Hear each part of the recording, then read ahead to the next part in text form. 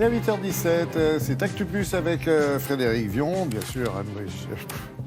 Oh là là, Brigitte Fanny-Cohen est avec nous pour un chapitre santé juste Bonjour après. Laurent. On va évoquer l'actualité qui est aujourd'hui une messe sur l'île Saint-Louis à Paris, une messe à la mémoire de Georges Pompidou, mort il y a 45 ans, une messe à laquelle assistera d'ailleurs le président de la République, Emmanuel Macron. Oui, puisque 2 avril 1974 mourait, il y a 45 ans, le président Pompidou. Alors c'est un président qui est moins connu des jeunes générations parce que De Gaulle et Mitterrand sont très connus. Clair, oui.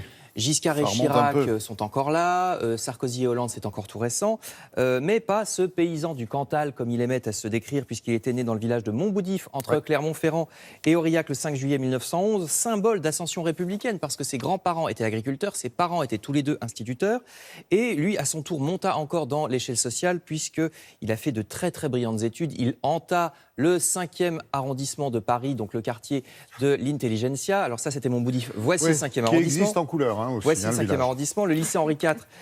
Ensuite, il fut prof. Ensuite, avant, il avait été étudiant au lycée Louis-le-Grand, premier à l'agrégation de lettres, normal sup, études littéraires, donc surtout. Il sera aussi diplômé de Sciences Po, la Fondation nationale des sciences politiques, comme on disait à l'époque, puisque c'était avant-guerre. Mais à part Sciences Po, c'est plutôt un amoureux de la littérature, études littéraires. Il pensait d'ailleurs faire sa carrière plutôt dans la littérature. Alors comment est-ce qu'il est entré en politique ? C'est la guerre. Plutôt la libération. Il y a des grands événements historiques. Ça vous fait parfois un destin. En raison de ses brillantes études par l'intermédiaire d'un ami gaulliste, à la libération, il devient le conseiller pour l'éducation du général de Gaulle.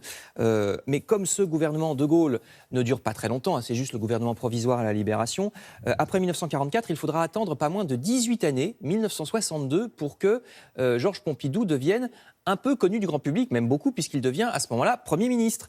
Donc c'est lui qui va mettre les mains dans le cambouis pendant que le président de Gaulle définit le cap, sauf que en mai 68, le Premier ministre prend un petit peu trop d'autonomie aux yeux du président, du général, parce qu'il accorde un tiers d'augmentation au SMIC suite à mai 68, donc il se fait renvoyer, mais l'année d'après, comme de Gaulle démissionne, voici Georges Pompidou qui revient, cette fois-ci président de la République, élu à 58%.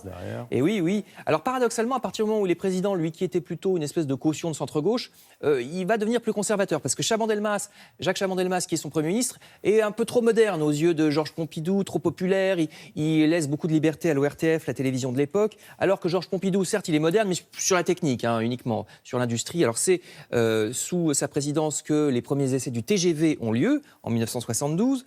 C'est aussi sous la présidence Pompidou qu'on commence à voir des excès de la modernité. Vous voyez le trou des Halles, c'est-à-dire la destruction en plein pendant les grandes vacances des Halles de Paris, des vieilles Halles de Paris, alors qu'il y avait tout un mouvement pour les conserver. C'est aussi à cette époque qu'on est passé à deux doigts d'avoir des autoroutes jusqu'au centre de Paris. Ça devait arriver jusque vraiment dans le centre de Paris des autoroutes et ça a été arrêté par la mort de Georges Pompidou puisque Valéry Giscard d'Estaing lui a arrêté ce mouvement.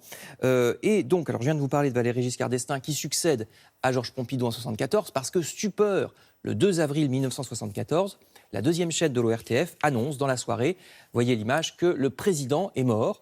Je dis stupeur parce que sa maladie était cachée. Il était atteint d'une forme de cancer du sang, la maladie de Waldenström, mais les Français voyez bien qu'il grossissait de plus en plus, c'était l'effet des médicaments, mais c'était totalement nié. La présidence disait non, c'est une mauvaise grippe, donc vraiment quand il meurt, c'est la stupeur.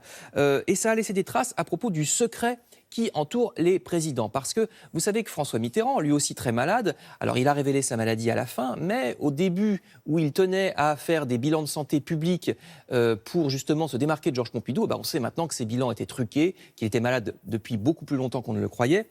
Il y a aussi l'affaire Chirac-Bachelot, puisque Roselyne Bachelot avait fait scandale quand elle avait dit que le président Chirac avait un appareil auditif. Donc voilà en tout cas ce qui reste aussi de Georges Pompidou. Je termine en vous disant qu'il a un point commun avec le président actuel, puisqu'ils ont tous les deux travaillé à la banque Rothschild, tous les deux, et que Emmanuel Macron va préfacer un livre sur le président Pompidou qui sortira d'ici quelques semaines. Merci beaucoup Frédéric.